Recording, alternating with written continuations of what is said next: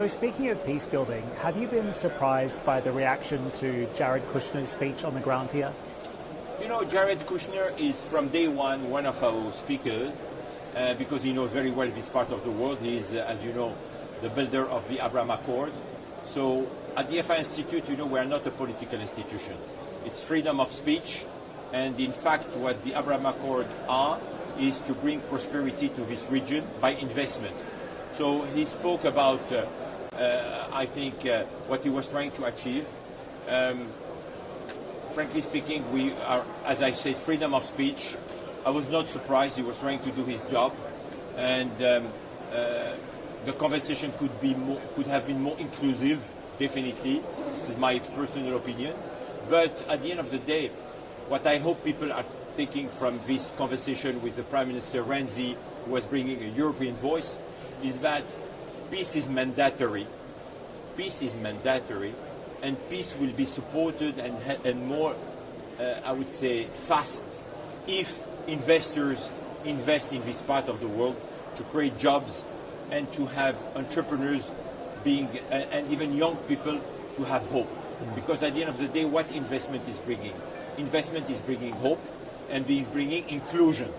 And this is what is more important than any political agenda. I guess the criticism was that there wasn't a Palestinian voice to counter what he was saying. Do you regret that? I think it's always good to have a dialogue. But at the same time, I am afraid that many people from the I would say, Arab world, maybe they didn't want to have this conversation while there is a lot of sensitivity currently. So, you know, we are open to have anyone speaking. And as you saw, so many speakers were talking about what is happening in this part of the world.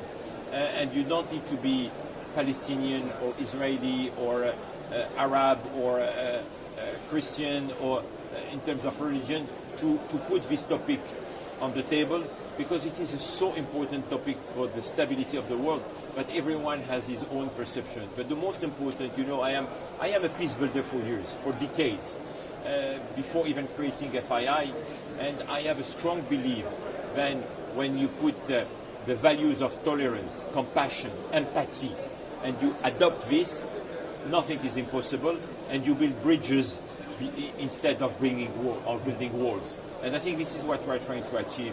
So the conversation is not just during 3 days. It's a permanent conversation. FII is a movement that we will continue in Hong Kong, we will continue in Miami in a few months, and I'm sure that by then I hope the conflict will be behind us, and if not, we will have more and more conversations. I've asked this to every guest that I've spoken to at the conference, and I want your take on this as well. If there's one thing to watch in 2024, what is it? I think the huge emergence of AI. Not a single session, and we had 240 sessions, 500 speakers, they all spoke about AI.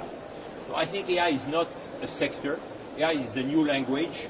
Definitely AI will impact everything, and as one of our speakers says, in the next few probably months, probably the biggest company in the world will be probably on the AI sector. We don't know which one, but I will not be surprised if the next Amazon or the next, I would say, big players will be one focused on AI.